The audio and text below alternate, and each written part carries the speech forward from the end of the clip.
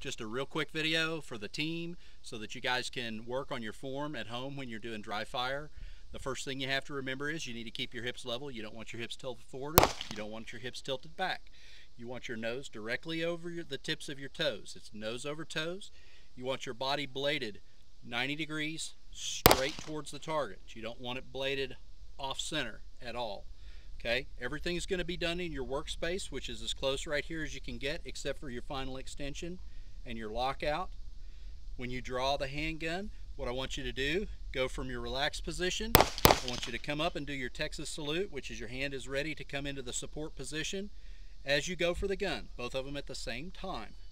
When you bring the gun out, as soon as the gun clears the holster, I want you to bring the gun level so that way when they meet in the center, your hands are already pointed in the correct orientation directly towards the center of the target.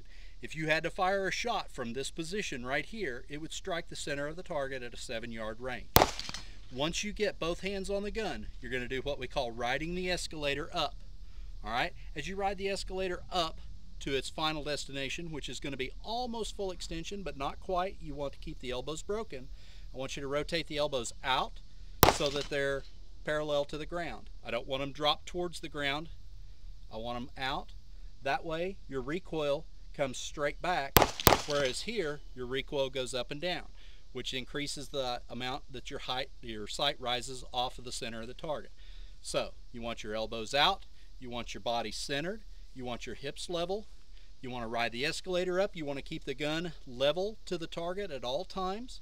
When you reach almost full extension, instead of locking all the way out is going to cause your gun to bobble on the target. You're not going to be able to get good hits. I want your musculature to create an isometric tension.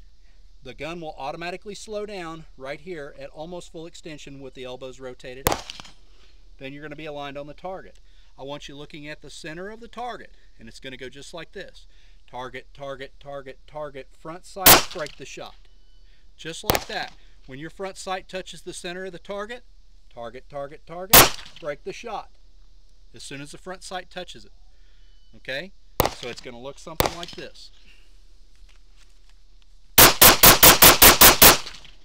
When you're done with your string of fire and your slide is locked back, remember, you want the front sight to be kept even with the next target that you're going to engage. So if it's a target that's over here, as you start your reload, I want you to go ahead and move the gun and transition it. The tip of the barrel is going to be in line with the 0 zone on the target. As you drop your magazine, you go for the reload. You want to keep the gun up high in your workspace.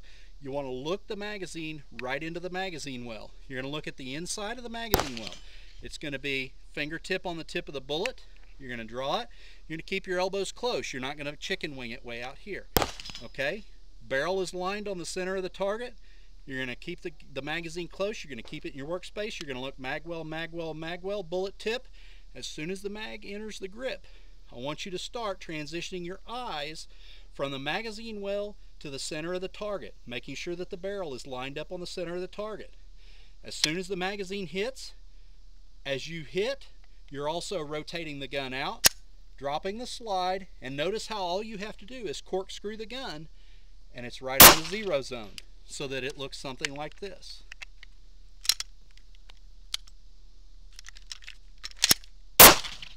Just like that. Remember to keep your elbows out. I dropped my elbows just a little bit. Keep your elbows out like that. Let your arms soak up the recoil instead of letting it ride up. That's about it for now. We'll work on something else at the next range.